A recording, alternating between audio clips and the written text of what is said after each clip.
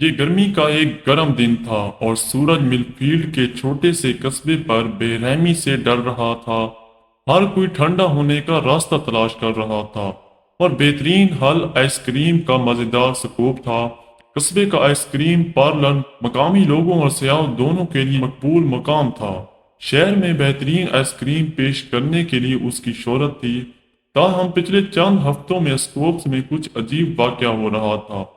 کئی صارفین نے اطلاع دی تھی کہ ان کی آئس کریم ان کی آنکھوں کے سامنے غائب ہو گئی تھی۔ ایک دوپہر ملفیلڈ ایلیمنٹری اسکول کے بچوں کے ایک گروپ نے اسرار کی چھان بین کرنے کا فیصلہ کیا۔ وہ اسکوپس پہنچے اور مختلف ذائقوں کی آئس کریم کا آرڈر دیا۔ جب وہ اپنے کھانے سے لطف اندوز ہونے کے لیے بیٹھ گئے تو انہوں نے دیکھا کہ ان کے ایک دوست کی آئس کریم آہستہ آہستہ غائب ہو رہی تھی۔ انہیں اپنی آنکھوں پر یقین نہیں آ رہا تھا۔ بچوں نے معاملات کو اپنے ہاتھ میں لینے کا فیصلہ کیا۔ انہوں نے آئس کریم پارلر کے عملے کا مشاہدہ کرنا شروع کیا، یہ جاننے کی کوشش کی کہ کیا ہو رہا ہے۔ چند منٹ دیکھنے کے بعد انہوں نے دیکھا کہ جو ملازم آئس کریم سرو کر رہا تھا وہ مشکوک انداز میں کام کر رہا تھا۔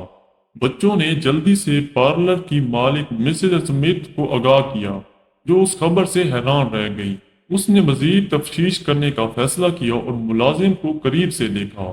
اس کی حیرت میں اس نے دیکھا کہ ملازم کی قمیض کے نیچے ایک چھوٹا سا ڈبہ تھا اور صارفین کی خدمت کے دوران چپکے سے اس میں آئس کریم کے اسکوپس جمع کر رہا تھا۔ مسز سمتھ نے فوری طور پر ملازم کا سامنا کیا، جس نے چوری کا اعتراف کر لیا۔ وہ روزانہ تھوڑی مقدار میں آئس کریم لے کر بلیک مارکیٹ میں بیچتا تھا۔ مسز سمتھ نے ملازم کو موقع پر برطرف کر دیا اور پولیس کو بلایا۔ پولیس نے فوراً پہنچ کر ملازم کو چوری کے الزام میں گرفتار کر لیا۔ ان کے قبضے سے چوری شدہ آئس کریم کے کئی کنٹینرز بھی ملے۔ غائب ہونے والی آئس کریم کو معاملہ حل کرنے پر بچوں کو ہیرو کے طور پر سراہا گیا۔ امید ہے دوستوں آپ کو یہ کہانی بہت ہی پسند آئی ہوگی۔ اگر کہانی پسند آئی ہے تو ویڈیو کو لائک کر دیں اور ویڈیو کو شیئر بھی کر دیں، اور اگر آپ چینل پر نیو ہیں تو چینل کو بھی سبسکرائب کر لیجیے گا ایسی مزید کہانی والی ویڈیوز دیکھنے کے لیے۔ اپنا بہت سارا خیال رکھیے گا۔ اللہ حافظ۔